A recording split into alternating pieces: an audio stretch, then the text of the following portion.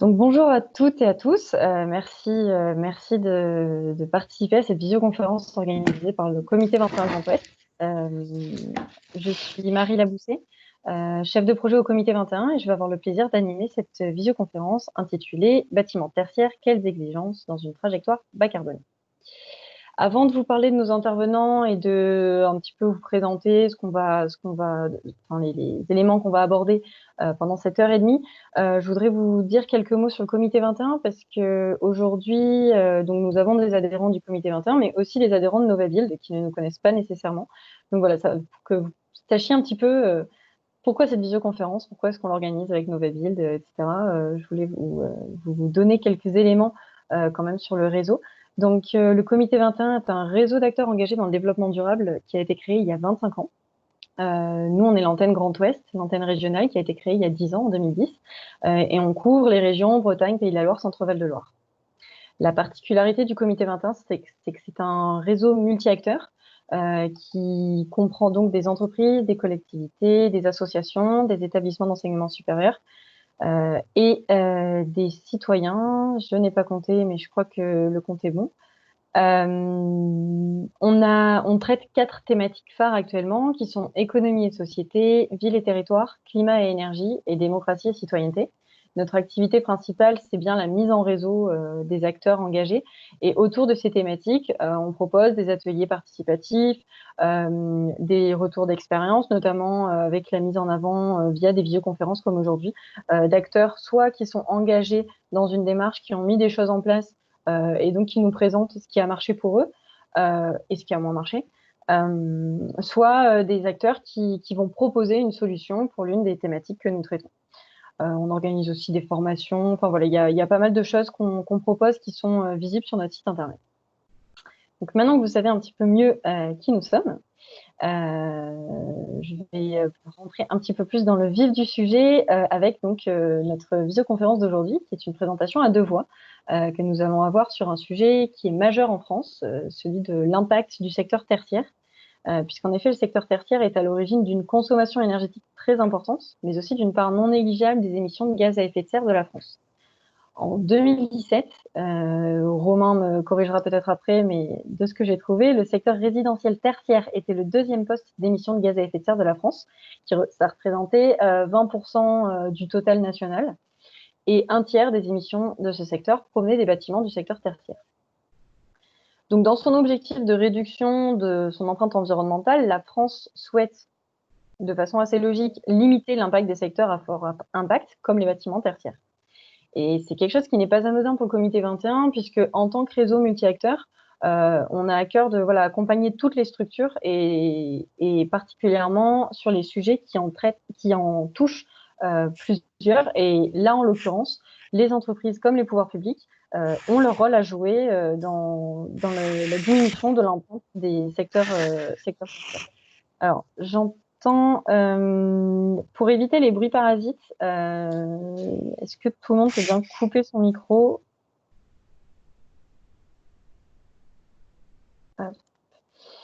Et donc, sur cette thématique, et dans son objectif de réduction de son empreinte environnementale, on a pas mal de choses qui existent, pas mal de règles, pas mal d'obligations, pas mal d'exigences qui sont fixées par des textes nationaux, des textes internationaux. Et c'est vrai qu'avec tout ça, on peut se demander finalement par où commencer, quelles sont les obligations qui s'appliquent à sa structure, comment faire lorsqu'on souhaite rénover ou étendre ses locaux tertiaires avec des objectifs énergie-climat compatibles avec la trajectoire bas carbone. C'est ce que Romain de Novabuild, spécialiste de la construction durable en Pays de la Loire, va nous apprendre aujourd'hui, grâce à un panorama réglementaire de ce qui peut s'appliquer pour vous, quelles sont les aides au financement possibles, quels critères de rénovation appliquer pour être alignés avec les enjeux que je viens de vous présenter.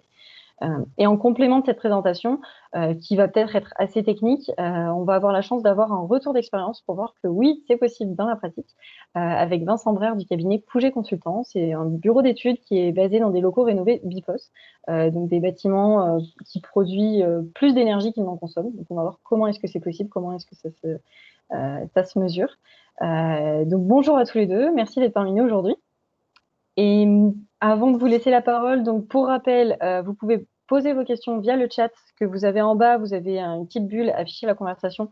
Vous pouvez poser vos questions tout au long de la présentation. Je les regrouperai, je les poserai en 2 temps. Une première fois entre les deux interventions et à la fin ensuite de la présentation. Voilà, donc pas d'inquiétude. Je prends bien compte de vos questions, même si je les pose pas tout de suite, c'est pour aussi gagner en fluidité dans la présentation. Donc sans plus attendre, je laisse la parole à nos intervenants. Très bien, merci Marie et merci au comité 21 de nous avoir associés à ce webinaire. Donc Novabuild, pour faire rapidement, donc on a un cluster de l'éco-construction en Pays de la Loire. On se dit allié solutions climat puisqu'on axe tout notre accompagnement des entreprises de l'immobilier, de la construction, tant en neuf qu'en rénovation et de l'aménagement vers ces notions d'atténuation et d'adaptation au dérèglement climatique. Et donc, on accompagne tous les acteurs, donc 400 adhérents de tous les métiers de ce secteur-là. Donc aujourd'hui, l'idée, c'est d'approfondir de manière un peu plus alors détaillée et technique peut-être. J'avais essayé d'être le plus didactique possible des différents outils réglementaires qui existent dans le secteur tertiaire par rapport à la construction et à la rénovation, surtout puisqu'il s'agit de rénover avant de construire. Ensuite, on verra comment les référentiels environnementaux, donc tout ce qui est label et certification, peuvent être aussi des outils, des leviers pour améliorer les performances environnementales du bâtiment. Et puis enfin, on va faire un petit point sur la valorisation d'un point de vue financier, mais pas seulement du patrimoine, pour voir comment cette qualité environnementale peut être valorisée ensuite. Et puis on fera une petite ouverture sur les chantiers qui s'ouvrent par rapport à ces problématiques-là. Donc par rapport aux éléments de contexte de cette stratégie bas carbone générale, donc comme le disait Marie, effectivement le tertiaire représente 17% de l'énergie finale, donc un tiers des consommations liées au résidentiel tertiaire. En termes de gaz à effet de serre, c'est à peu près pareil. La difficulté de la comptabilité, c'est que en plus des émissions liées aux consommations d'énergie dans les bâtiments, on vient ajouter les matériaux de construction qui ont été nécessaires pour la rénovation et la construction des bâtiments, donc qui représentent quand même 6% du global des émissions de gaz à effet de serre en France. Et puis on vient ajouter la part liée aux émissions liées à l'électricité, dans l'industrie de l'énergie, qui fait qu'au global, on arrive à 32% des émissions de gaz à effet de serre, alors que le chiffre souvent avancé est effectivement de 20%. Même en émissions de gaz à effet de serre, on est dans cette répartition 2 tiers, 1 tiers pour le résidentiel, 2 tiers, et donc 1 tiers pour le tertiaire. Si on vient zoomer un peu sur les branches du tertiaire, donc ça c'est lié au Pays de la Loire exclusivement. On a une vocation Pays de la Loire, donc c'est pour ça que je vous présente les chiffres de cette région. Je pense qu'au niveau des autres régions, ça ne doit pas être trop différent. On voit qu'en termes d'énergie finale, les commerces représentent un quart, suivi de près par les bureaux qui représentent un autre quart en termes de consommation. Et les autres branches se partagent la moitié restante. Pour les différents usages de consommation, on voit que le chauffage, donc en orange là, sur les petites barres, est une grande part, c'est 40%, quelque chose comme ça en moyenne. Et ensuite, l'électricité spécifique arrive en vert derrière, et ensuite les autres postes se répartissent le reste. En termes de vecteur énergétique, la majorité de l'énergie est de l'électricité, donc un vecteur énergétique. Et ensuite, le tiers restant correspond aux produits pétroliers et au gaz naturel. Je passe maintenant aux émissions de gaz à effet de serre. Avant, c'était l'énergie finale. Donc là, en termes d'émissions de gaz à effet de serre, les commerces restent sur un quart des émissions de gaz à effet de serre. En revanche, le bureau a une part restreinte, en rouge ici, à 11%. Alors ça, c'est une explication assez technique, c'est que l'électricité n'est pas comptée dans cette part des émissions liées au tertiaire, en tout cas dans le rapport Basemis fait par RPI La Loire. et donc, voilà, c'est comptable, mais grosso modo, la part des bureaux n'est pas négligeable non plus en termes d'émissions de gaz à effet de serre.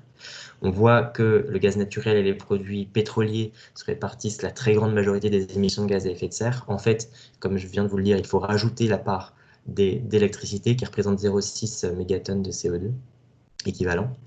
Et puis, ce qu'on appelle hors énergie, ce sont les fils de fluide frigorigène principalement, qui sont très émettrices en gaz à effet de serre.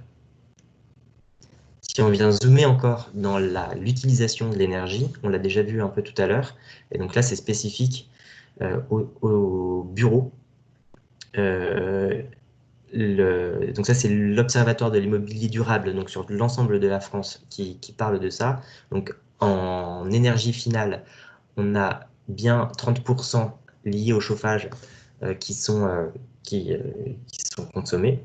Et la part juste après, alors si on regarde uniquement les chiffres, on voit que c'est le froid, mais en fait, si on regarde comment sont regroupés les items, bureautique, serveur et autres équipements, donc c'est les autres usages énergétiques, représentent un quart quand même des consommations. Donc le serveur et enfin, tout ce qui est informatique est quand même un point important à regarder en termes d'usage. Et ensuite, effectivement, arrive la consommation de froid, la consommation d'éclairage à égalité avec les ventilateurs. Si on regarde au niveau des gaz à effet de serre, le chauffage est beaucoup plus émetteur en gaz à effet de serre, sans doute puisqu'il utilise davantage de gaz ou de pétrole. Ensuite se répartissent à peu près de manière équivalente à l'énergie les notions de bureautique, ventilateur, éclairage, et ensuite arrive le froid. Donc ça, c'était l'état des lieux. Et de cet état des lieux, la stratégie bas carbone au niveau national, vous en avez sans doute entendu parler, l'idée étant de réduire d'un facteur 6 les émissions de gaz à effet de serre d'ici 2050, d'un facteur 2 d'ici 2030. Et la part du bâtiment est très sollicitée puisqu'il s'agit d'avoir un facteur 20, au moins 95%, alors que l'industrie manufacturière et notamment les produits de construction et équipements auraient un facteur 5 pardon, à réduire.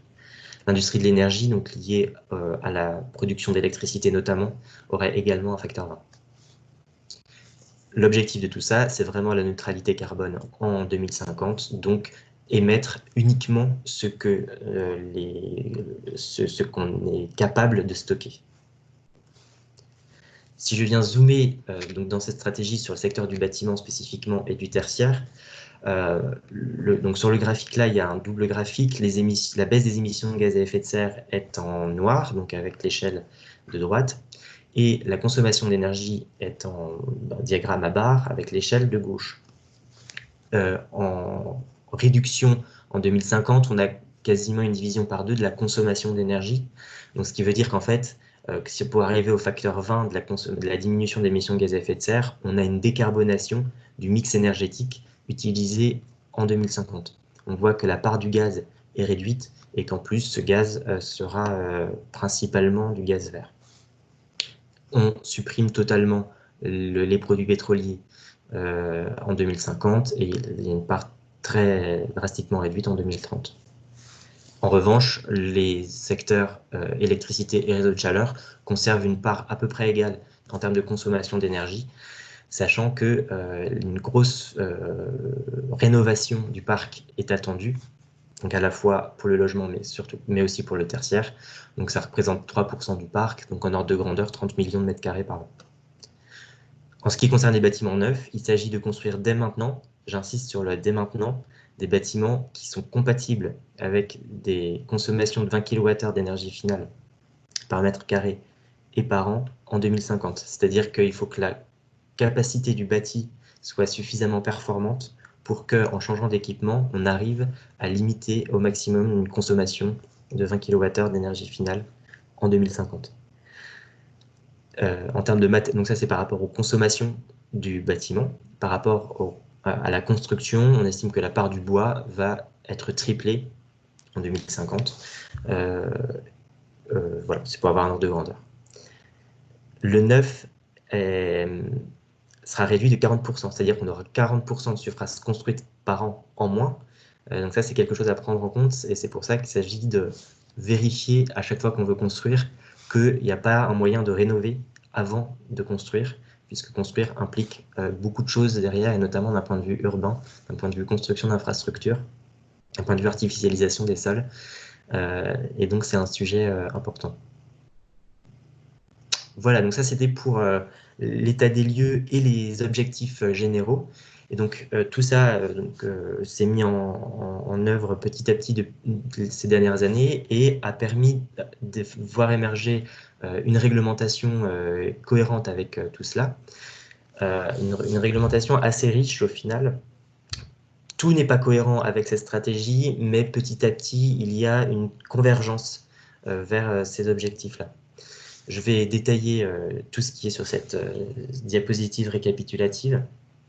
Juste pour avoir une structuration, il y a des exigences réglementaires qui sont axées sur le bâtiment et d'autres exigences qui sont à la fois sur le bâtiment, mais aussi sur les usages à l'intérieur du bâtiment.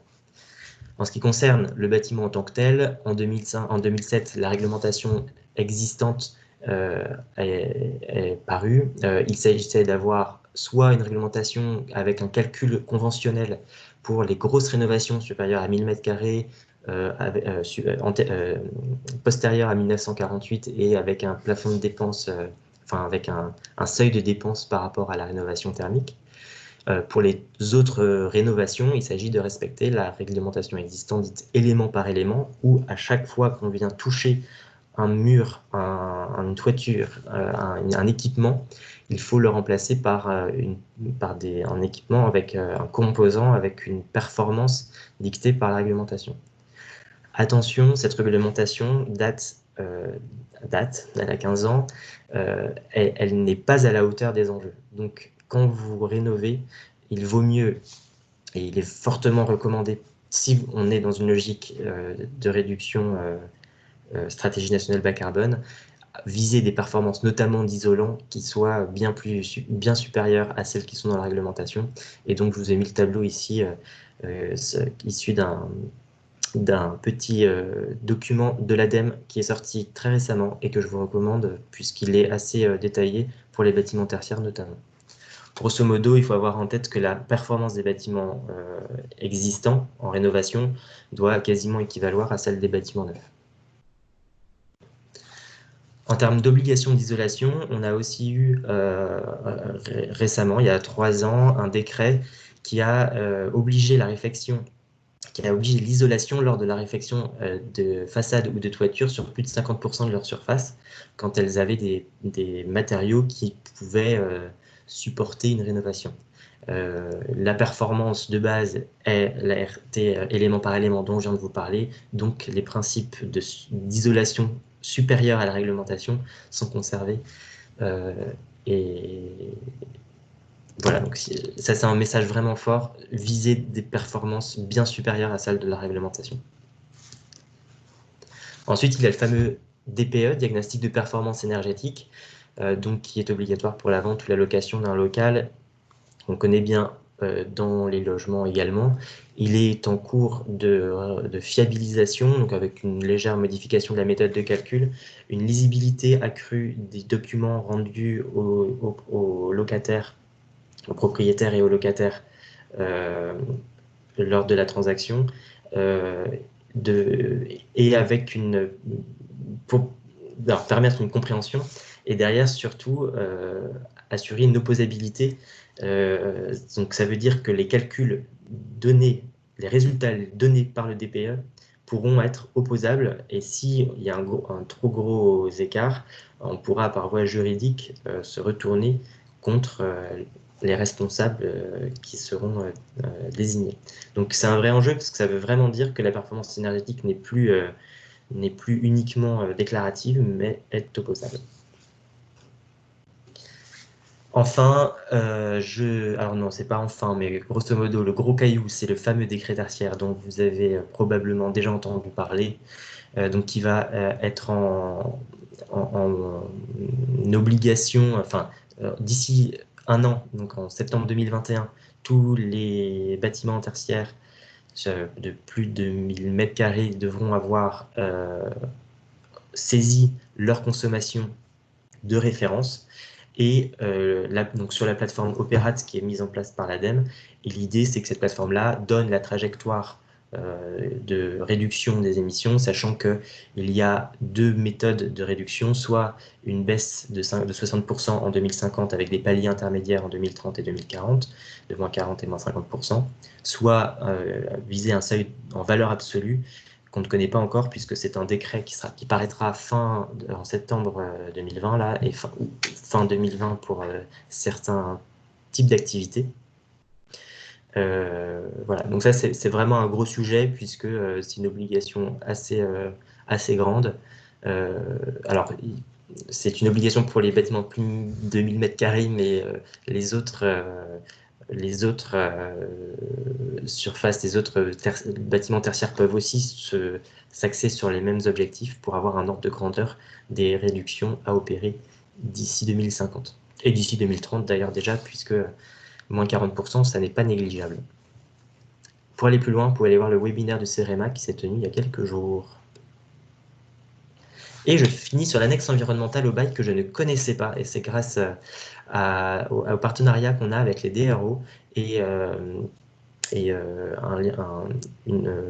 réunion qu'on a eue avec l'ADREAL qui m'a fait connaître ce bail et l'idée, cette annexe au bail. Et l'idée, c'est d'avoir une liste descriptive complète des équipements du bâtiment liés à l'énergétique et qu'il y ait un dialogue entre le preneur et le bailleur, entre les différentes quantités d'énergie et d'eau et de déchets annuels avec un plan d'action qui vise vraiment à améliorer la performance environnementale du bâtiment. Donc ça, c'est un outil qui apparaît assez intéressant pour intégrer ça dans les relations contractuelles. Je finis sur la RE 2020 puisque tout le monde en parle et qu'elle arrive dans un an et que c'est le moment d'être vraiment au fait de cette problématique-là. Pour dire aussi que dans la rénovation, l'analyse de cycle de vie introduite par la réglementation environnementale 2020, donc qui consiste à calculer l'ensemble des impacts environnementaux sur tout le cycle de vie de tous les composants matériaux qui sont utilisés pour la construction du bâtiment, et bien cette méthode-là, elle est aussi valable sur l'existant avec des méthodes qui sont un peu spécifiques puisque ce n'est pas tout à fait les mêmes processus, mais ce sont des méthodes qui sont maintenant posées par le guide ACV Rénovation de l'Alliance SQE-GBC notamment et qui sont prises en compte par le label BBCA dont on parlera tout à l'heure. Donc il faut savoir que ça existe et c'est intéressant de pouvoir aborder sa rénovation également sous l'angle de l'analyse de cycle de vie global. Voilà, donc là c'était pour l'aspect réglementaire. Mais au-delà du réglementaire, on peut aussi vouloir avoir une approche plus large de la performance environnementale. C'est dans ce cadre-là que les démarches, les méthodes et les certifications, etc. sont impactantes. En termes de démarche, de manière assez simple, j'aime bien toujours faire référence à cette démarche Négawatt qui est très simple mais qui est très efficace en termes de communication et de méthode. Donc ce qu'ils proposent eux, c'est ce qui est en jaune, donc la sobriété, l'efficacité et ensuite le recours aux énergies renouvelables dans cet ordre-là, c'est-à-dire qu'on réduit d'abord, ensuite on évite d'abord, ensuite on réduit et ensuite on compense, qui est une autre clé de lecture qui est valorisée dans les évaluations environnementales dont vous pourrez voir un approfondissement dans le guide du CEREMA.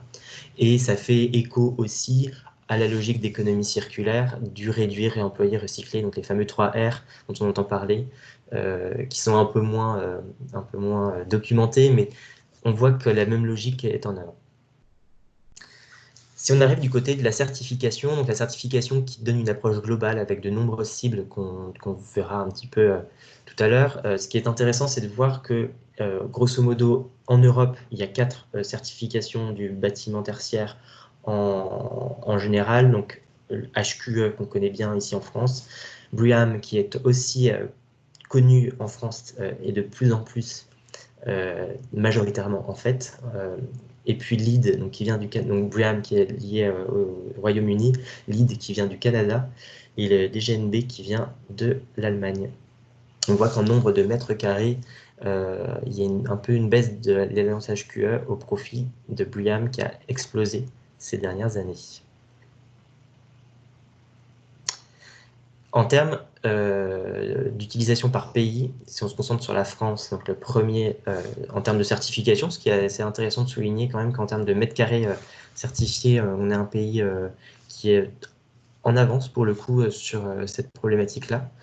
BREEAM est très largement en tête, quasiment le double de mètres carrés d'HQE. Le baromètre de la certification environnementale publié par Green Solus est très intéressant à ce titre. Je suis allé voir sur la Certibox de Certivea qui géolocalise tous les bâtiments certifiés. En termes de bureaux rénovés, il y en a très peu. C'est pas une démarche qui est beaucoup utilisée. Bon, on le voit dans la région parisienne, il y a une concentration non négligeable, comparé aux certifications de bureaux neufs où là, il y a vraiment une homogénéité, une forme d'homogénéité sur le territoire. Donc on retiendra que la certification, pour l'instant, dans la rénovation, n'est pas forcément privilégiée. Pour avoir une approche de la certification, alors peut-être que vous connaissez le sujet par cœur. J'essaye de vulgariser pour ceux qui n'y sont pas forcément, qui n'ont pas de lien direct avec ça. Donc l'idée, c'est d'avoir un cadre de référence qui vient structurer les différents objectifs de la qualité environnementale. En France, en tout cas, l'Alliance HQE a privilégié une approche par certification via un opérateur, un organisme de contrôle, donc en l'occurrence Certivea pour les bâtiments tertiaires, qui vient délivrer la marque NFHQE bâtiment tertiaire ou NFHQE bâtiment tertiaire en exploitation, donc bâtiment tertiaire en rénovation et en exploitation pour la durée d'utilisation du bâtiment. Donc là, on voit l'ensemble des cibles en clair qui sont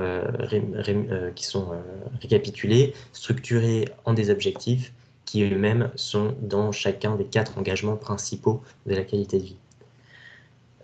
Donc c'est une grille de lecture qui peut apparaître complexe. Elle a le gros avantage d'être à peu près exhaustive et d'avoir des points de repère pour savoir comment intégrer cette performance environnementale, de savoir ce qui est attendu par un niveau assez important d'exigence, et puis d'apporter une méthode tout simplement.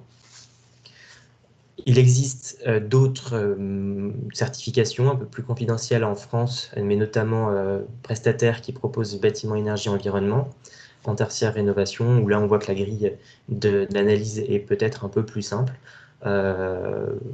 Donc voilà, après c'est des choix à faire par rapport à la visibilité du label, par rapport aux besoins qu'on a derrière, sachant qu'un label c'est aussi une manière de se contraindre soi-même à aller jusqu'au bout des exigences, parce que même si on est dans une démarche, on a vite fait de lever le pied dans la mesure où il n'y a rien d'obligatoire. Et là, le fait d'être labellisé, ça permet de se pousser à être efficace et exigeant pour l'ensemble des cibles.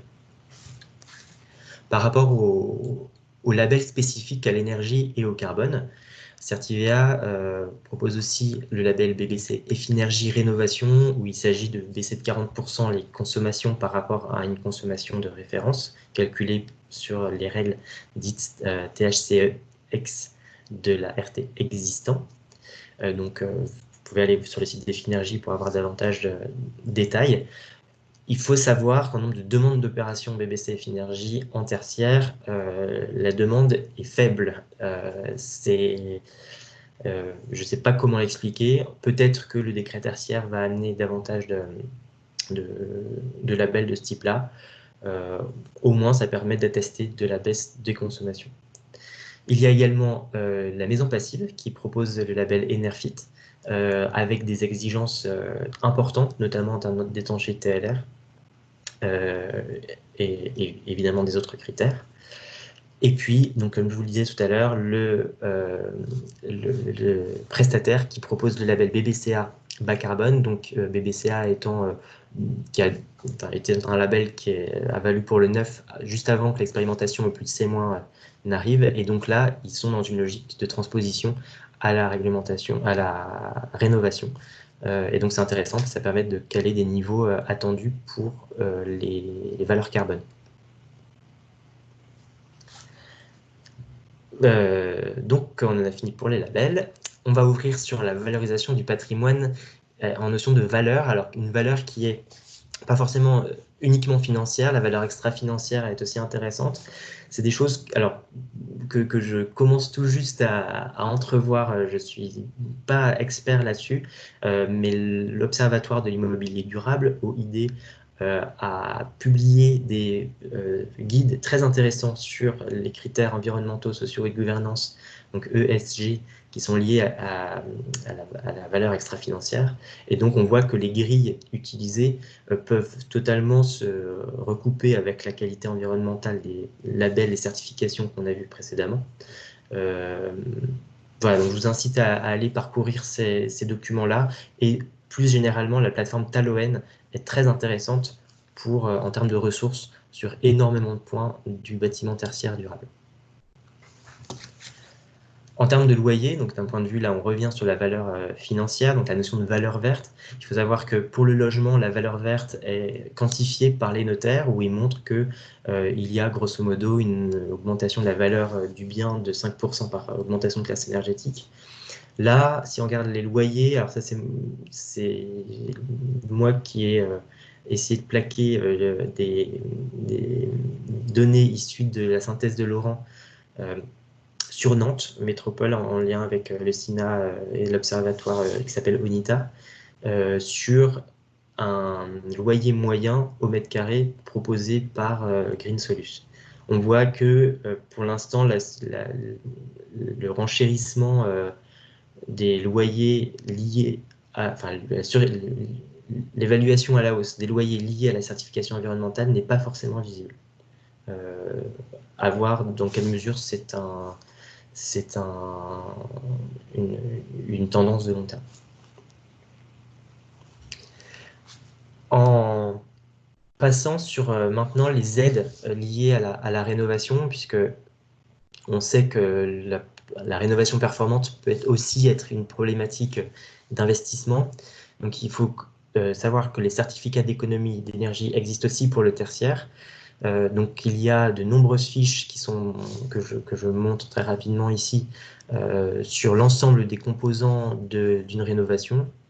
Et donc l'idée, c'est que toutes ces fiches ont des critères minimaux à respecter. Ça permet de calculer un nombre de kilowattheures CUMAC actualisé. Et ces kilowattheures sont associés à un prix du kilowattheure qui est sur une bourse des certificats d'économie d'énergie et donc correspond à un montant d'une prime que doit vous reverser l'entreprise à qui vous faites faire des travaux. Donc, si vous voulez en savoir davantage, vous pouvez aller voir donc, les 3 indications que je vous ai données ici, notamment le webinaire de l'AT2E qui explique un peu le mécanisme dans ses détails, le calculateur C2E de l'ADEME, où là vous pouvez aller voir combien peuvent vous rapporter certains travaux. Et puis, voilà, il faut savoir que le registre national des C2E s'appelle ENI et que c'est là-dessus que la bourse et que les échanges se réalisent. Ensuite, il y a le contrat de performance énergétique qui existe. Alors, c'est plutôt pour des grosses opérations. Donc, l'idée, c'est d'avoir un contrat entre un maître d'ouvrage et un fournisseur de mesures qui vient améliorer l'efficacité énergétique suivant un plan défini, avec une garantie derrière. Et donc le fournisseur vient investir soit dans des travaux, soit dans des fournitures, soit dans des services, de manière à respecter le contrat initialement prévu. Et le fournisseur peut se rémunérer sur l'amélioration énergétique fournie. En France, en 2018, il y en avait 290 recensés, principalement dans le secteur public et principalement dans l'enseignement, le résidentiel public, donc bailleurs sociaux notamment, et le tertiaire municipal mixte. En termes de performances qui sont visées dans ces contrats de performance énergétique, on peut aller jusqu'à 40% si c'est un contrat global, donc à la fois sur les systèmes et à la fois sur les services d'accompagnement énergétique et les travaux. Et on voit que c'est principalement des durées de 6 à 10 ans qui sont retenues pour ces contrats-là. Enfin, l'ADEME propose plusieurs aides, notamment le fonds chaleur pour les installations biomasse, donc que ce soit du bois, du biométhane ou autre, solaire thermique, géothermie, chaleur de récupération, réseau de chaleur et même froid renouvelable sous certaines conditions.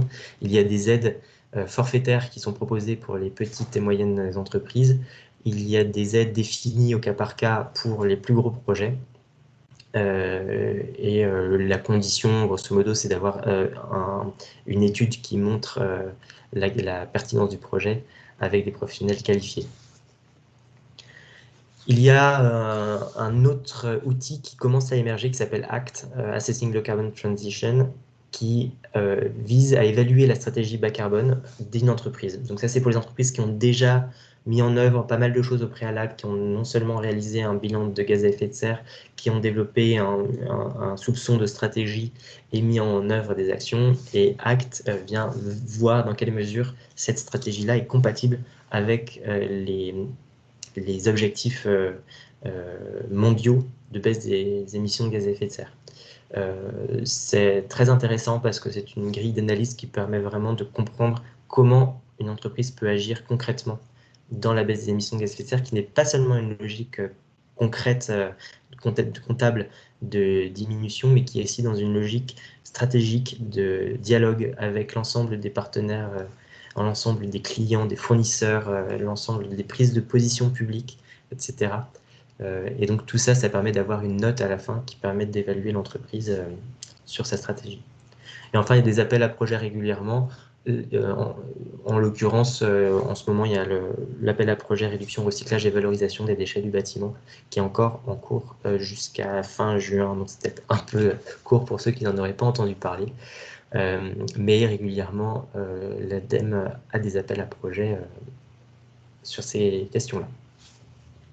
Et je termine sur les différents outils d'accompagnement de cette stratégie bas carbone qui peuvent être donc toujours d'un point de vue référentiel par rapport au bâtiment même, une logique numérique. Les outils numériques peuvent être des appuis, des soutiens, des leviers pour accompagner la transition puisqu'ils vont permettre une lecture des indicateurs, tout simplement, de récupérer de la donnée au sein même du bâtiment pour voir où ça en est. Et donc le Smart Building Alliance a créé avec de très nombreux partenaires le référentiel BIM for Value qui permet de structurer l'ensemble de la démarche liée au BIM. Et pour ce qui est du BIM dit GEM, c'est-à-dire gestion, exploitation, maintenance, de cibler 5 usages spécifiques et donc détaille dans chacun de ces usages ce qu'il s'agit de mettre en œuvre de manière à avoir une logique BIM cohérente, compatible avec l'exploitation durable. En lien avec cette exploitation durable, la notion de bâtiment connecté et communicant peut être intéressante. Ça n'est pas intéressant toujours. Il faut quand même vérifier que l'utilisation de la donnée est pertinente. N'oublions pas que le numérique est source d'émissions de gaz à effet de serre. Cependant, n'oublions pas que le numérique est aussi source de réduction des émissions de gaz à effet de serre. Et dans ce cadre-là, toujours Smart Building Alliance propose le label R2S, donc Ready to Service, délivré par Certivea, toujours le même organisme de certification, et qui permet de vérifier que l'ensemble de la connectivité de tout ce qui est réseau de courant faible, notamment dans les bâtiments, soit compatible en termes d'interface avec la notion de bâtiment connecté et d'Internet des objets, etc., etc. Et donc, le référentiel permet de connaître les bases, d'avoir un langage commun, tout simplement, pour discuter sur les mêmes bases. Enfin, de manière beaucoup moins technique et beaucoup plus ludique, et Vincent Brère va nous en parler tout à l'heure par rapport à l'expérience propre qu'il a vécue, Cube 2020, donc mené par l'IFPED avec beaucoup de partenaires, permet de mobiliser toutes les équipes d'un bâtiment sur les économies d'énergie avec les usages associés et donc sur un an mobiliser au maximum pour réduire les consommations d'énergie par rapport à ce que les gens font dans le bâtiment sans faire de travaux forcément. Voilà, j'en ai fini pour cette présentation. Je vous remercie beaucoup pour votre attention. Marie, je ne sais plus si les questions, on les prend maintenant ou après l'intervention de Vincent. Oui, merci pour cette présentation déjà. Effectivement, on a eu quelques petites questions avec des réponses aussi dans le chat. Donc, il y avait une question au début par rapport au lien, si tu pouvais faire le lien avec les bâtiments de santé et pas de clinique. Antoine a envoyé pas mal d'éléments. Donc, Erkan, si vous avez besoin de précision, si vous avez des questions à poser en plus, n'hésitez pas. Je ne sais pas si toi, Romain, tu as des éléments particuliers sur les bâtiments de santé. On t'entend pas. Oui.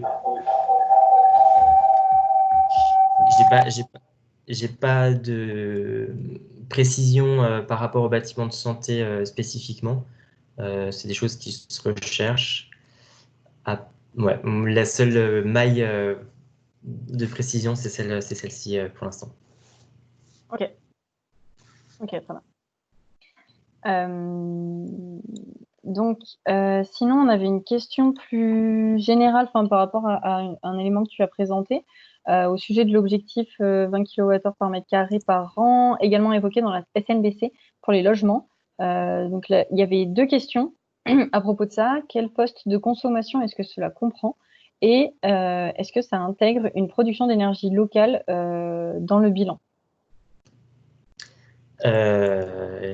Question pointue, c'est... je sais plus, il faudrait regarder dans la note carbone 4 à ADEME, là c'est là-dedans que j'ai récupéré ce chiffre-là. Je pense que c'est les postes réglementaires, donc les 6 postes réglementaires RT 2012 et probablement RE20. Et donc j'imagine sans compensation par d'autres énergies. Ok. Donc, éventuellement à creuser avec l'étude carbone 4. Voilà. Ok. De toute façon, j'ai essayé de noter au fur et à mesure toutes les sources que tu donnais en plus pour aller plus loin. Donc, je les mettrai sur l'article dans l'espace adhérent. Ok. Écoute, je vais proposer à Vincent de prendre la main. Est-ce que Vincent, tu nous entends? Ok, très bien, je prends la main. Super. Je vous entends et vous m'entendez? Oui, très bien. Très bien. N'hésitez pas, si vous avez des questions qui vous viennent après. Merci de me laisser la parole et avec plaisir. Il y a un petit décalage, j'ai l'impression. Non, juste, on passe donc à ta présentation, mais si jamais vous avez des questions qui vous viennent après sur la première présentation, n'hésitez pas à les poser. Hein. À la fin, on reviendra sur les deux. Donc voilà, le chat est toujours ouvert pour la présentation numéro 1 aussi. Je te laisse la parole, Vincent. Oui, merci à vous. Donc, j'ai le plaisir de partager avec vous ce retour d'expérience sur notre bâtiment de bureau situé sur l'île de Nantes.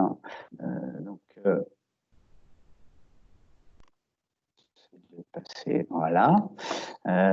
Qu'on a nommé MC2. C'est un bâtiment existant des années 50 que nous avons rénové avec l'équipe constituée ici pour en faire nos propres agences.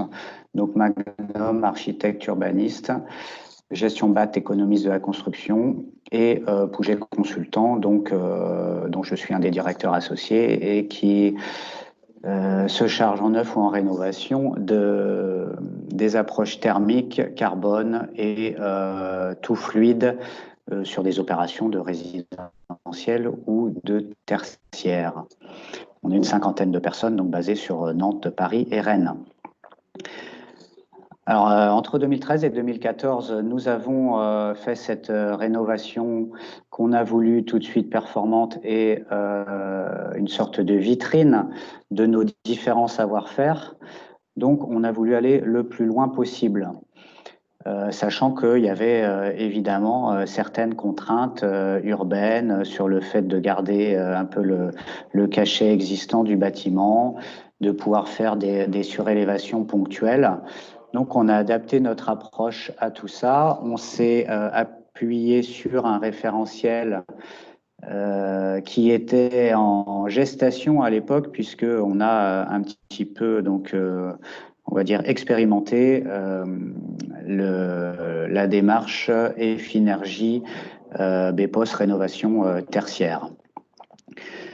Et un peu plus tard, on a également expérimenté toute la démarche HQE. Donc, arrivé à un niveau BPOS sur ce bâtiment, eh bien, ça suit complètement la notion de la démarche négawatt qu'on a vu tout à l'heure, hein, évidemment la sobriété. Donc, c'est vraiment le travail de réduire les besoins, de travailler la boîte dans la boîte, comme on dit, en faisant une continuité d'isolation par l'intérieur, en limitant drastiquement tous les ponts thermiques, en ayant des surfaces vitrées optimisées, enfin avec du triple vitrage par endroit, avec des nouvelles gammes de menuiseries performantes. Une ventilation double flux gérée à partir de sondes de CO2 local par local, donc pour s'adapter aux besoins et récupérer évidemment l'énergie avec une centrale à très haut rendement. On est raccordé au réseau de chaleur urbain de l'île de Nantes, donc qui est très bas carbone, pour un peu moins de, enfin on est abonné, on va dire, pour 40 kW de puissance, donc pour nos 800 mètres carrés de bureau ici. Et enfin, donc avec le jeu des compensations, des abattements qui sont propres au label BPOS, eh bien on a, avec 80 mètres carrés de panneaux photovoltaïques installés sur les deux surélévations, on rentre dans ce cadre-là d'un point de vue conventionnel. Vous voyez sur les photos, donc là il y a une des surélévations dans laquelle je me trouve actuellement, hein, qui est nos salles de réunion.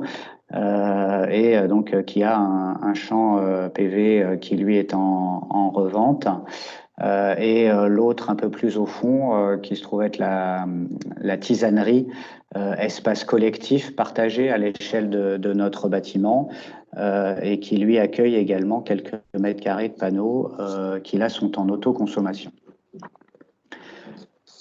On a également souhaité avoir une approche déjà à l'époque, très globale. Il y a certes il y a nos métiers propres au bâtiment, construction, rénovation, matériaux, etc. Mais il y a toute la démarche de bien-être au travail, de produits sains à l'intérieur, d'emplacement même de l'opération. On y reviendra un peu après. Mais c'est un choix pas anodin de fait que de rénover un bâtiment en plein centre-ville. Voilà, donc sans plus attendre, je partage avec vous là ces quelques données en termes de suivi de consommation, puisque donc nous avons instrumenté le bâtiment assez largement. Et donc voilà, là sur 3 années, on va dire à peu près représentatives du milieu sur les 5 ans là, de notre activité sur place. Un calcul conventionnel en énergie primaire qui nous a mené à 114 kWh, donc tous usages par mètre carré. Une première année à plus 20%, une seconde à plus 17, une autre à plus 16. 2019 est à peu près équivalent à 2018. Donc vous voyez assez vite le poids des différents usages et les endroits où il y a une certaine divergence. Ça saute assez vite aux yeux. Ce qui décale, on va dire, c'est principalement le chauffage. On va rentrer dans les détails un petit peu après. Sinon, on est plutôt bon sur les autres postes, avec un décalage aussi un peu important sur la ventilation. Mais on est plutôt pas mal en termes d'autres usages électriques, donc tout ce qui est bureautique, etc. Pas mal également en termes d'éclairage.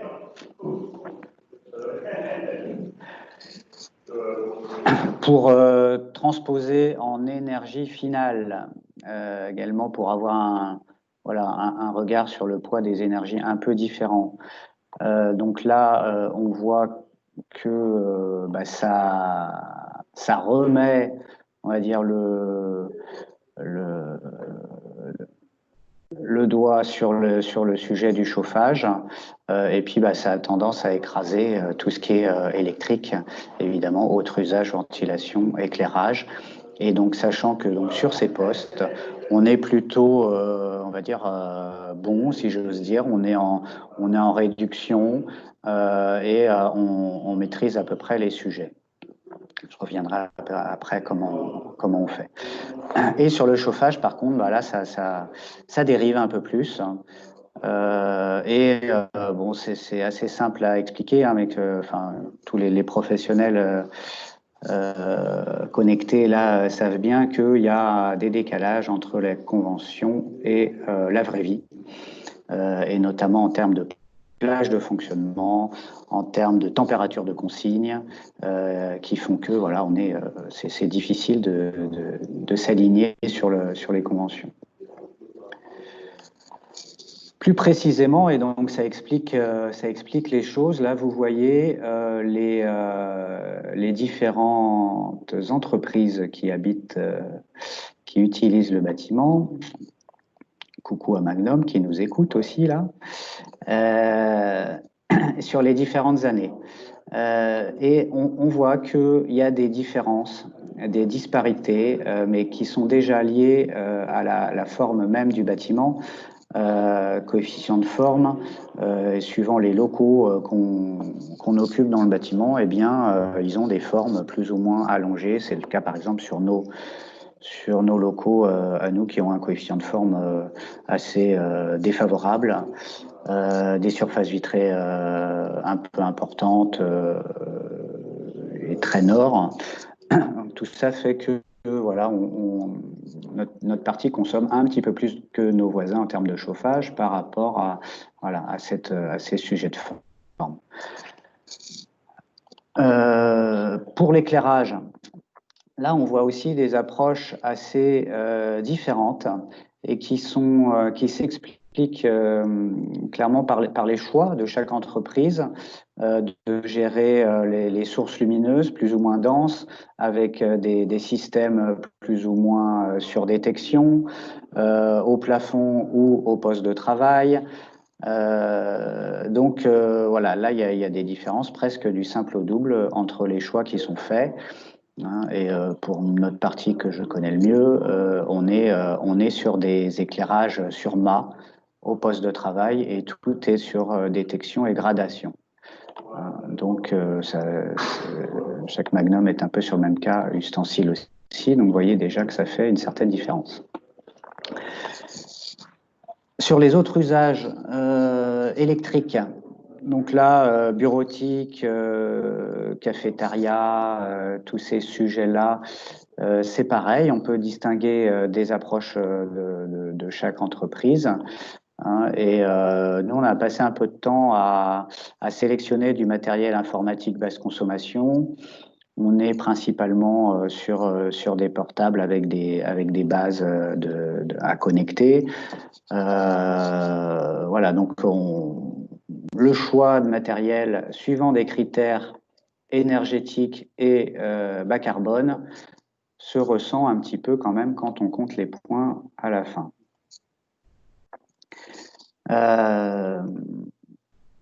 Les horaires et taux d'occupation, j'en ai parlé un petit peu, mais évidemment, une pensée pour les archis également, qui font des horaires bien au-delà des conventions. Et le taux d'occupation, c'est un sujet sur lequel on va revenir aussi régulièrement, puisque évidemment, le nombre de PC dans un bureau, le nombre d'éclairages qui vont avec, le nombre de cafés qu'on boit dans la journée, etc., et de vaisselle qu'on va faire, va directement connecter au nombre de collaborateurs. Et ça explique aussi une certaine évolution là dans nos consommations depuis quelques années, puisque on va dire on a la chance de profiter d'une croissance, d'avoir une augmentation de nos effectifs. mais du coup, ça se ressent sur ce sujet. Donc, se pose la question après de l'unité de mesure des consommations.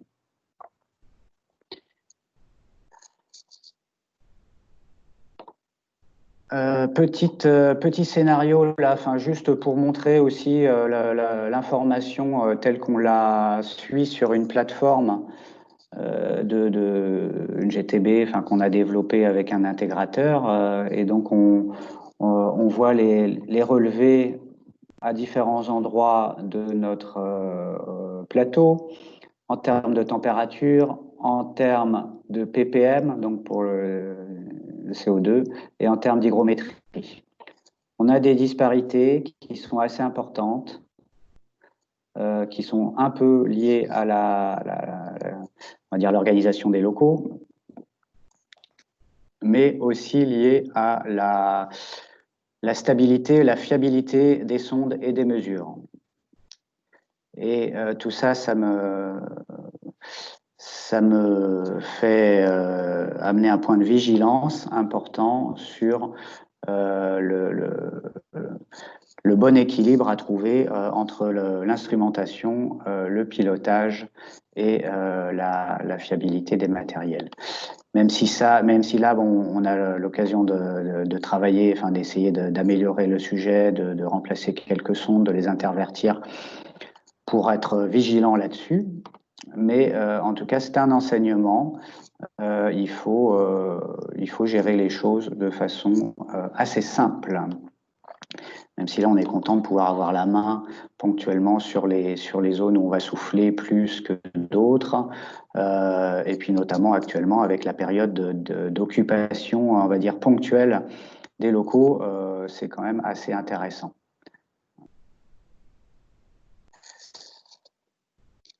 Un point sur le photovoltaïque. BPOS, pas BPOS. Marie, vous l'avez dit en introduction, bâtiment qui produit plus qu'il n'en consomme, bon, ça reste un peu sur le papier pour l'instant. Honnêtement, hein, évidemment, on partage avec vous là, toutes les infos, on ne produit pas autant qu'on en consomme. Mais ça reste très pertinent et très intéressant de travailler sur l'autoconsommation quand on est en immeuble tertiaire. Vous voyez qu'avec les 80 mètres carrés de panneaux qu'on a et en faisant un recalcul, hein, je vous disais, une partie est en revente actuellement, encore pour un an ou deux, le temps de bien rentabiliser l'achat des panneaux, mais après, c'est possible qu'on le réinjecte aussi directement dans le bâtiment.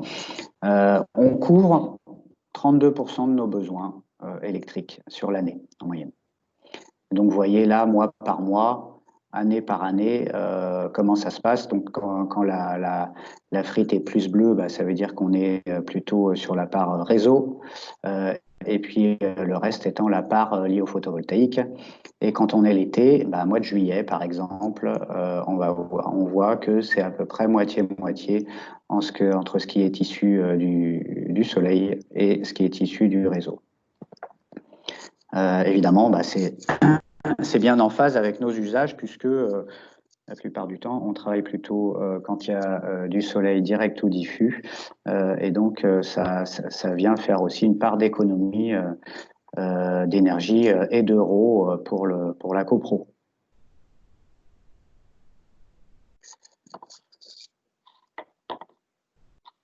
Ensuite, bilan carbone.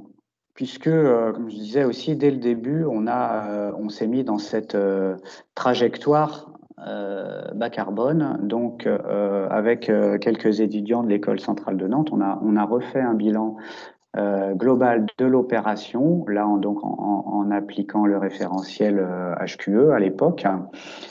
Et donc, vous voyez un peu les enjeux. Donc à l'échelle de la copro totale, on est une soixantaine d'usagers.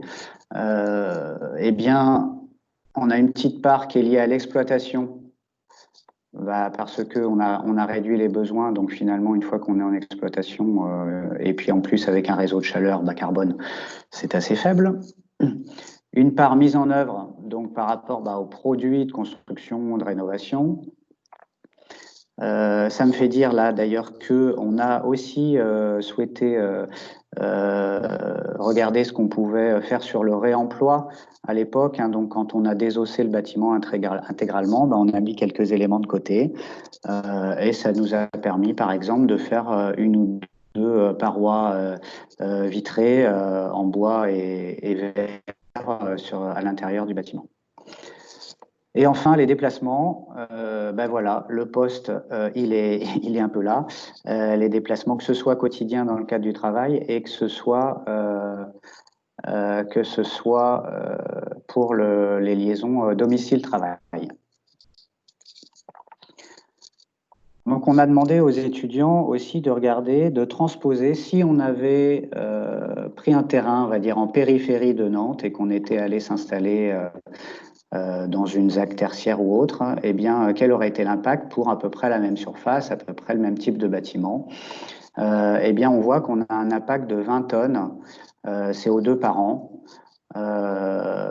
principalement dû au déplacement, parce que du coup, bah, tout le monde, enfin, ou presque, hein, du coup, est plus sujet à utiliser sa voiture.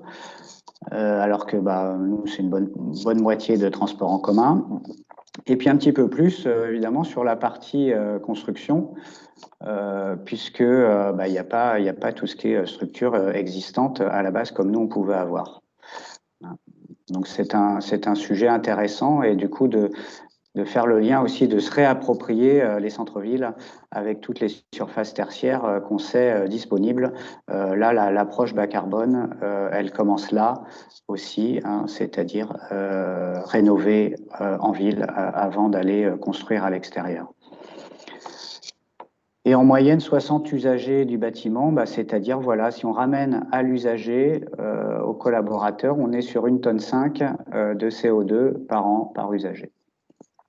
Ça donne un ratio qui peut être liaisonné avec l'approche que fait par exemple BBCA Quartier, mais d'autres aussi, et sur les différents postes que pèse,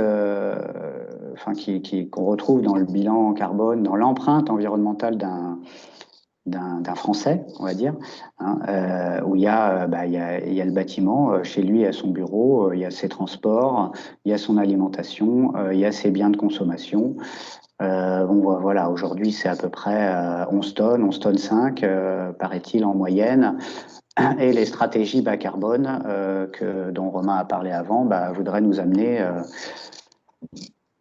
à 3 tonnes si on divise voilà, par 4.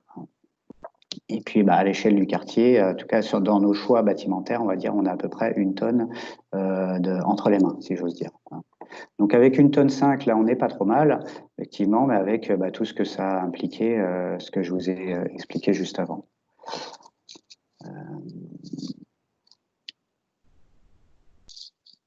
Alors, en termes d'enseignement par rapport à Cube 2020, on l'a fait en 2018.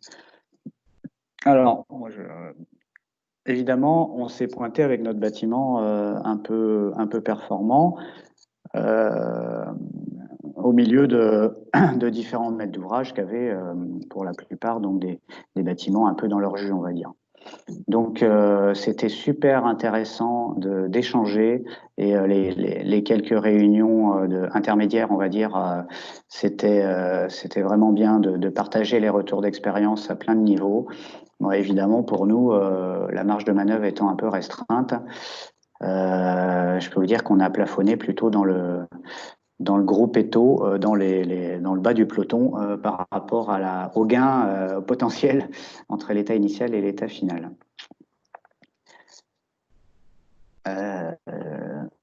L'impact que je retiens, moi, c'est surtout aussi la communication, la valorisation interne et externe. Externe, évidemment, parce qu'il y a tout un volet, comme on a des affiches, on a des logos, enfin, on peut s'appuyer sur toute la force de frappe de l'IFPEB et de Cube 2020. Interne, parce que ça permet d'embarquer le plus grand nombre des collaborateurs sur le sujet. sensibiliser. C'est un sujet sur lequel je vais revenir là rapidement. L'intérêt de nommer un référent avec un budget temps, parce que tout va se jouer là. Un référent qui prend les choses en main, qui anime sa communauté d'utilisateurs et qui a un peu de temps pour le faire. Parce que évidemment, nous j'ai la double casquette dans ces cas-là, maître d'ouvrage du bâtiment, mais aussi gérant de l'entreprise qui est dans les locaux. Donc voilà, je peux vous dire que trouver un référent et mettre un budget temps devant, c'est déjà un sujet.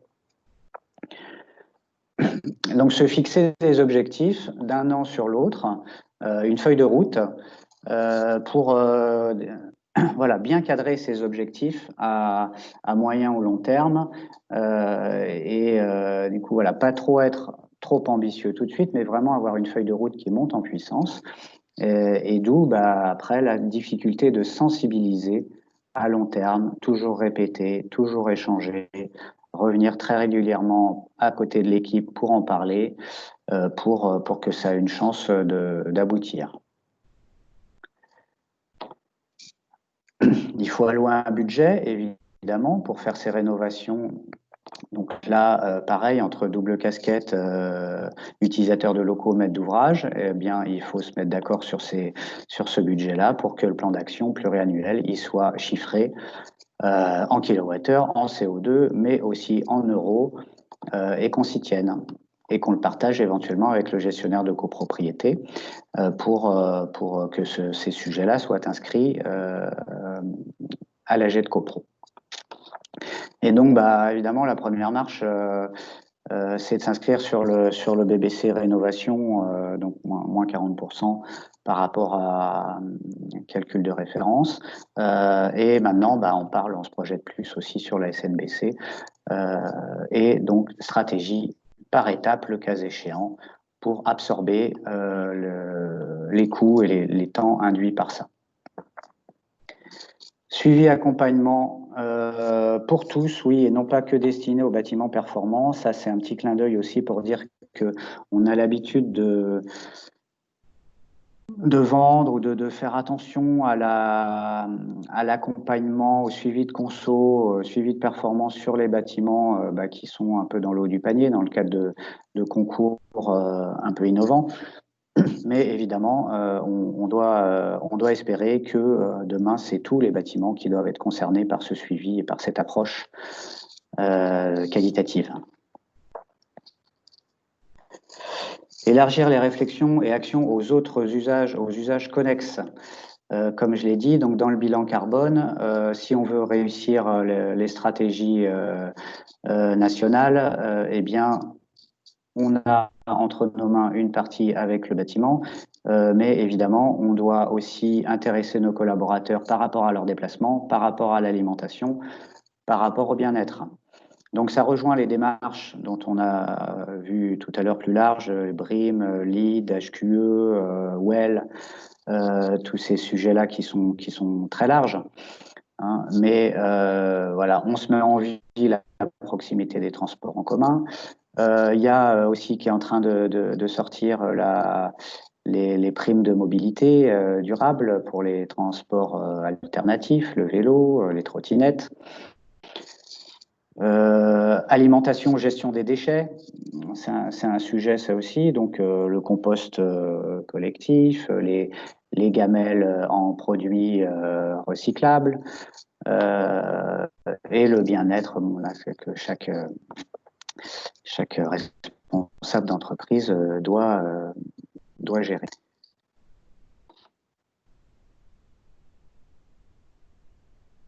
Enfin, dernière diapo, la suite des enseignements. Bon, rénover au niveau du neuf. Bon, ça, quand on peut se donner les moyens, encore une fois, d'être propriétaire occupant, c'est évidemment beaucoup plus facile. Mais sensibiliser tous les acteurs, qu'ils soient maîtres d'ouvrage, qu'ils soient maîtres d'œuvre, au fait que ça permet d'avoir une offre de bureau attractive, agréable pour les collaborateurs, Et je relève un peu le seuil des loyers par rapport à ce qu'a présenté Romain tout à l'heure. Nous, personnellement, sur notre expérience, bon, certes, on est sur l'île de Nantes, un territoire un petit peu en vogue, hein, mais on est au-dessus de la fourchette présentée tout à l'heure. C'était aussi pour nous, aussi, dès le départ, un levier important pour financer la surperformance. Et donc, quelques euros par mètre carré sur le loyer, ça aide évidemment à financer la surperformance. Sur les valeurs que vous avez vues entre conventionnel et réel, eh bien, effectivement, on a un décalage, mais qu'on estime normal. Vous voyez, 15-20%, c'est même un peu faible, enfin, par rapport à ce qu'on voit en moyenne. On est assez souvent sur les 30 ou 50%, même plus souvent, enfin, en résidentiel notamment.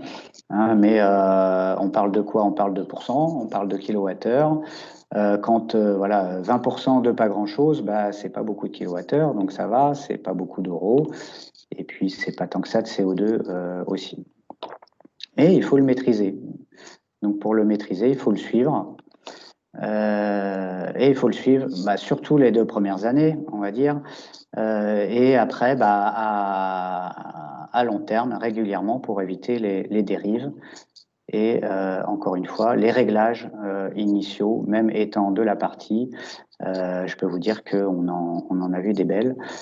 Et donc, il faut être là vraiment pour régler, pour sensibiliser dès le départ. BPOS par rapport à la production photovoltaïque, bah, c'est évidemment difficile à tenir, mais l'autoconso est plus qu'intéressante, et surtout en immeuble tertiaire. Et après, ça peut être même pensé à une échelle un peu plus globale, à l'échelle quartier, avec le partage d'énergie entre différents consommateurs. Donc, c'est ce qu'on appelle l'autoconsommation collective. Le confort thermique, eh bien là aussi, plus on est performant, plus c'est sensible. La gestion des apports internes, par exemple, la gestion de l'inertie, qui est et des protections solaires, tout ça fait que il faut être vigilant et prendre le temps de la conception, comme dans tout bon projet. Il faut un peu dilater le temps initial. Confort d'été, c'est là aussi un sujet difficile à appréhender. On le voit bien avec les périodes là qui se succèdent de plus en plus régulièrement. Pensée protection solaire, je l'ai redit, extérieure, intégration potentielle de rafraîchissement passif et ou actif. Évidemment, commencer par le passif, par des brasseurs d'air, par de la surventilation naturelle ou mécanique. Mais il ne faut pas non plus se voiler la face. À un moment donné, en centre urbain, ça va être compliqué de faire sans dispositif actif. Donc, ça peut être aussi pensé en termes d'évolution potentielle des bâtiments. Ensuite, les SISMOR, eh bien, la bonne conception à très faible besoin et low-tech, gagnant-gagnant, c'est ce que je voulais dire aussi par rapport à la gestion de certains usages sur la ventilation, le chauffage ou l'éclairage. Eh bien, voilà, il faut trouver le bon compromis entre tout ça, réduire les besoins et sans aller après chercher trop de sujets trop sophistiqués, à mon sens. Avoir une bonne plateforme de suivi quand même qui permette d'interagir, mais pas aller trop loin dans les technologies. Je reviens sur sensibiliser régulièrement parce que oui, il y a les problèmes de turnover ou de la croissance des entreprises. On a des nouveaux collaborateurs régulièrement, donc c'est pareil, il faut remettre une couche, remettre l'information sur le type de bâtiment dans lequel ils évoluent et comment il a été pensé, les bonnes pratiques. Donc ça, c'est de la pédagogie régulière et d'où toujours la notion de référent. Et enfin, eh bien pour aller toucher le plus grand nombre, un des sujets sur lesquels on doit se pencher, c'est la façon dont on le fait.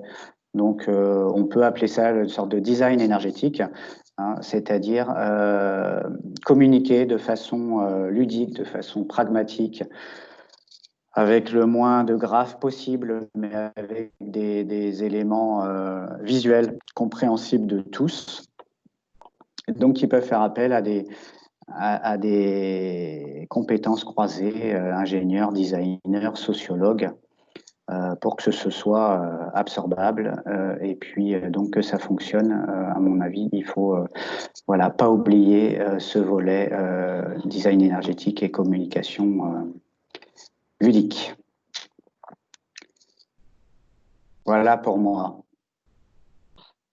Super, bah, merci beaucoup pour cette présentation assez complète et enfin, je trouve qu'il qui complétait bien ce que Romain a pu nous présenter, notamment sur la faisabilité de certaines choses et la question des usages.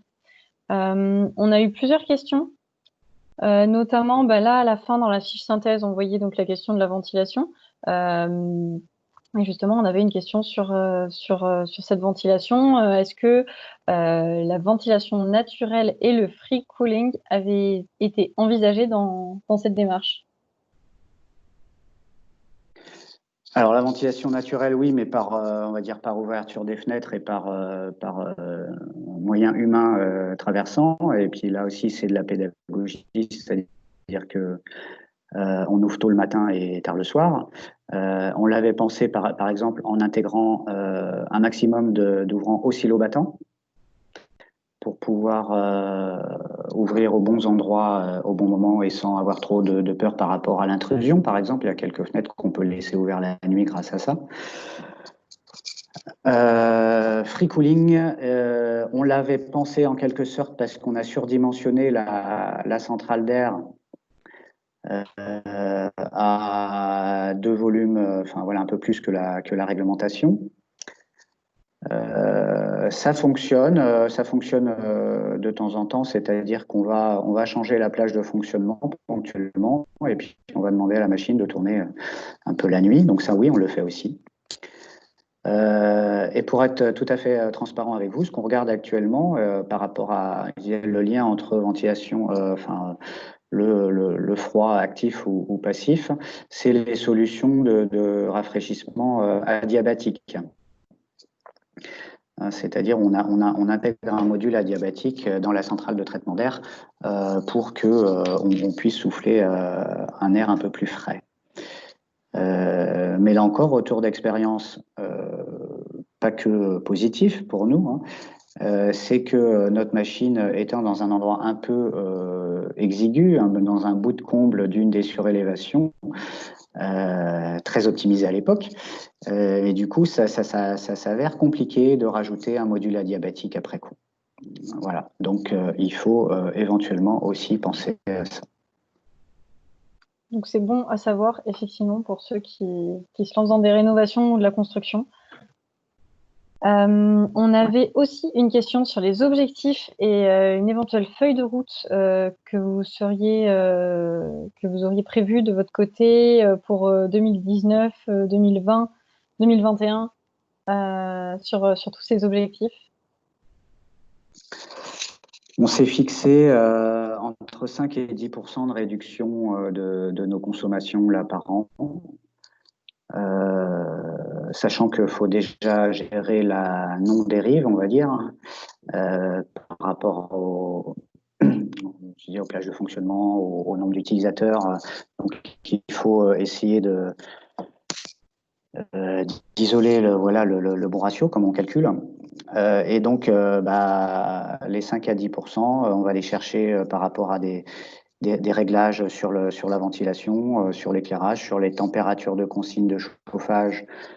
Mais c'est pas évident parce qu'évidemment, on touche au confort de chacun et quand certains veulent 23, d'autres veulent 19, donc il faut aussi satisfaire tout le monde. Donc déjà 5 à 10%, là c'est pas gagné, il faut passer un peu de temps tous les ans sur le sujet. De faire ça, si on gagne pas ou peu de points, en tout cas, on évite d'en perdre aussi. Et ça, c'est important. Ouais, donc finalement, c'est vrai qu'on voit bien qu'au-delà de tout ce qui peut être fait d'un point de vue technique, de rénovation ou d'optimisation dans la construction, dans les matériaux utilisés, les techniques, etc. Il y a vraiment une part de l'usage qui est conséquente ensuite pour diminuer au fur et à mesure les dépenses et l'impact énergétique et climatique. Bien sûr, bah oui, oui. Et par contre, bah, comme vous le disiez et comme on l'a dit, la sobriété et tout ça, ça dès le début. On ne revient pas après ouvrir les murs et les doublages pour rajouter des centimètres d'isolant ou traiter un pont thermique. Donc ça, c'est dès le début c'est dès la construction. Et par contre, après, bah, tout ce qui est système, il y a les systèmes, on va dire, propres au bâtiment. À la première étape, le système lourd, chauffage, ventilation, tout ça. Je crois que bah, la fin et un bon tiers du sujet, c'est tout ce qui est électrique, c'est tout ce qui est bureautique, éclairage. Et donc là, lié aux les collaborateurs et les responsables d'entreprise ont un peu la main aussi pour équiper de bons. Justement, par rapport à l'impact de la sensibilisation, là, je pense que ça va être une question pour tous les deux, Vincent et Romain. Est-ce qu'on sait mesurer l'impact de la sensibilisation des usagers sur la performance du bâtiment? Est-ce que dans l'expérience de Bouger Consultant, ça a été, c'est quelque chose qui a pu être mesuré? Et est-ce que, Romain, de façon globale, tu sais s'il y a des études là-dessus?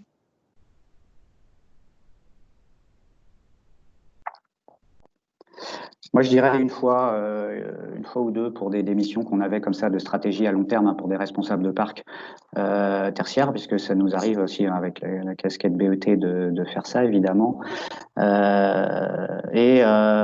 Suivant les contextes, mais moi je dirais bien que c'est entre 10 et 20% de la performance énergétique du global du bâtiment. Ça dépend beaucoup de l'état initial, encore une fois, et de la grosseur du camembert, on va dire. Ouais, moi, j'ai pas de chiffres plus précis que ça. Ok. Bon, en tout cas, on voit que c'est de toute façon pas négligeable. Ouais. Je vois que Romain, tu as déjà répondu dans la conversation, mais peut-être, je ne sais pas si tu as des éléments à ajouter là-dessus, par rapport à ce qui était présenté là sur justement l'impact carbone d'un bâtiment en fonction de son emplacement, avec ce qui était présenté là pour le bilan carbone avec les déplacements induits par son emplacement. La question était sur les référentiels qui avaient été présentés au tout début. Tu avais présenté, Romain, tout à l'heure. Quels référentiels prennent en compte cette dimension? Donc, tu as envoyé l'outil écomobilité d'Effinergie en disant que c'était le référentiel HQE qui proposait cette utilisation. Est-ce que tu peux en dire deux mots? Alors c'est porté par Effinergie et c'est l'association Qualitel aussi, donc qui porte le référentiel HQE pour les bâtiments résidentiels, qui a été mobilisé pour le développement de l'outil. Je ne sais pas s'il est adapté au tertiaire, par contre. Je suis en train de regarder ça et je suis pas sûr. Je sais pas si Vincent, tu as davantage d'informations là-dessus. De mémoire, si on s'était appuyé sur cet outil là d'Effinergie pour nos premiers calculs. Et après, oui, bah, ils ont été repris par HQE et on a appliqué HQE, donc ouais. Ah si, c'est bon, c'est pour le bâtiment tertiaire de Ça me fait bureau. penser. Ouais, et ça me permet juste de rajouter aussi que dans notre approche, on va dire urbaine, on avait intégré dès le départ une station de vélo électrique en autopartage à l'échelle des 50-60 collaborateurs du bâtiment. Hein, donc on a une flotte de 3 vélos électriques partagés. Et puis, la petite histoire, c'est que dire qu'ils sont rechargés par les panneaux photovoltaïques, on va dire en journée. Donc c'est un peu plutôt vertueux. Ok, super. Ouais, c'est une bonne démarche aussi qui permet peut-être aussi de participer à la sensibilisation d'ailleurs des collaborateurs. De montrer vraiment, voilà, il y a des panneaux photovoltaïques, c'est pas juste pour faire joli. C'est pas pour faire joli d'ailleurs, mais il y a un Si, c'est impact joli. aussi. Après tout, pourquoi ne pas joindre l'utile à l'agréable? Écoutez, on a fait le tour des questions. Je ne sais pas s'il y a une ou deux questions en plus, ou si vous avez des choses à ajouter? Sinon, on a passé notre heure et demie, donc on peut. Alors, je vois une autre question.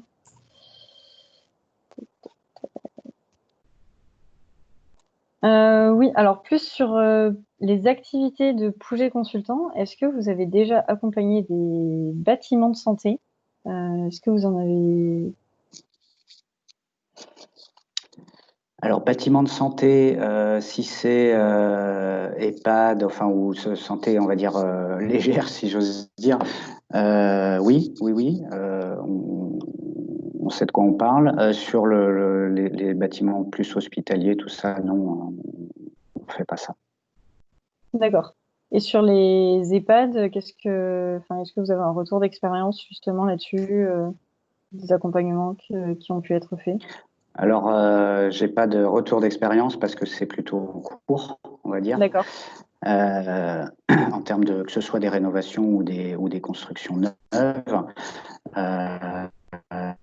Et justement, dès le début, enfin, on a intégré dans notre mission cette phase d'accompagnement post-livraison et d'acculturation, si j'ose dire, des usagers et de transfert des informations.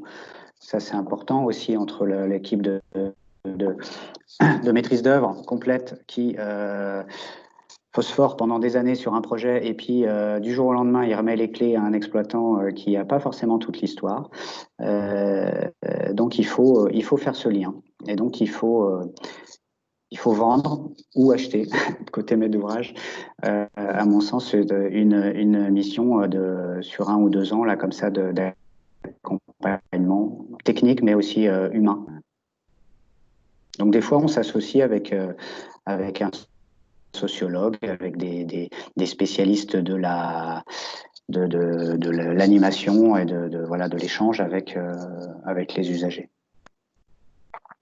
Ok, super. Merci. C'est vrai qu'on a des adhérents justement au comité 21 qui sont des établissements de santé, notamment avec des EHPAD entre autres. Donc voilà, d'où ma question. Donc vous aurez peut-être des prises de contact aussi à la suite si jamais il y a besoin de précision. Écoutez, on est arrivé à 12h30, donc je pense que voilà, je vous propose de clôturer pour aussi pas prendre trop de temps aux personnes qui s'étaient bloquées le créneau. Merci beaucoup. Merci aux participants aussi. Merci à tous les deux pour vos présentations et toutes ces informations. Et puis, vous retrouverez donc l'enregistrement de la visio du jour sur votre espace adhérent au comité 21 Grand Ouest. Et puis, je vais passer cet enregistrement à NovaBuild. Donc, vous aurez aussi accès à tout ça côté NovaBuild. Voilà. Et bien, écoutez, très bonne journée à tous et à bientôt. Merci. Merci à tous. À bientôt. Au revoir.